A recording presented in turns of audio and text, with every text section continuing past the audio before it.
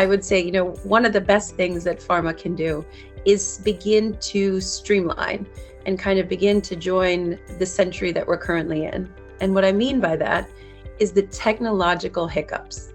And I'm not talking about inventing novel therapies and coming up with new research and curing diseases. I mean, that's the hard part. That's the part that takes years and decades to come up with. I'm just saying, join the technological revolution that happened about 35 years ago. And other industries have been very quick to pick up on it. And that's why we see the successes of the Ubers and Instas and Primes and so on, because we live in this one-click society. We live in a society where answers are expected now. We expect our products now. And at the end of the day, we have to talk about the painful reality that medicine is a business and patients come in expecting a very similar level of care. If they have a question, if they have a need, if they have a copay, if they have something that they need that a pharma rep can get me or medical device rep can get me, they're going to want that answer now.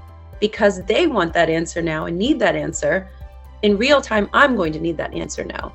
And so my plea to the pharmaceutical companies, big pharma, the representatives, medical device, would be join this century and don't tell me that I have to now get a fax machine, fax you this request form. You're going to fax me something back. Like, we're talking about fax. When my dad was a doctor 50 years ago, they were doing this. Here we are 50 years later, we've got email, text, QR codes. We've got amazing platforms that are out there. And without promoting any one, I would say that why are we not taking advantage of those? For a long time, we heard that HIPAA compliance was the issue. Well, I'm here to tell you, we've got beautiful EMR systems. We've got ways to communicate. We've got ways to kind of bridge those gaps.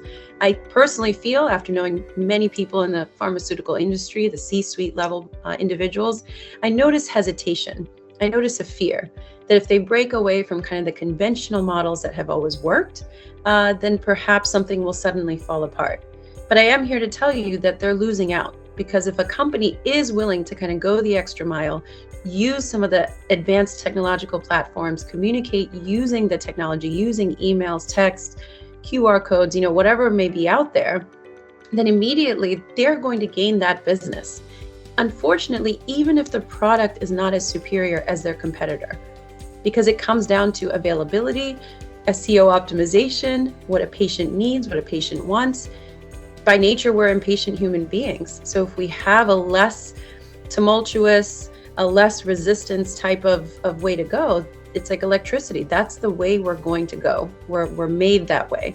People are less likely to go out of their way, go the extra steps, send a fax, do this, talk to the pharmacy. It just becomes very clunky. And the more clunk that we have, the more inefficient, the more time on my part, the more time on my staff's part. So the big request I have is, dear pharma, let's get technologically up to date. Let's get rid of these antiquated fax machines, in-person meetings. I mean, some of that may be necessary, but by and large, I think we can do much better.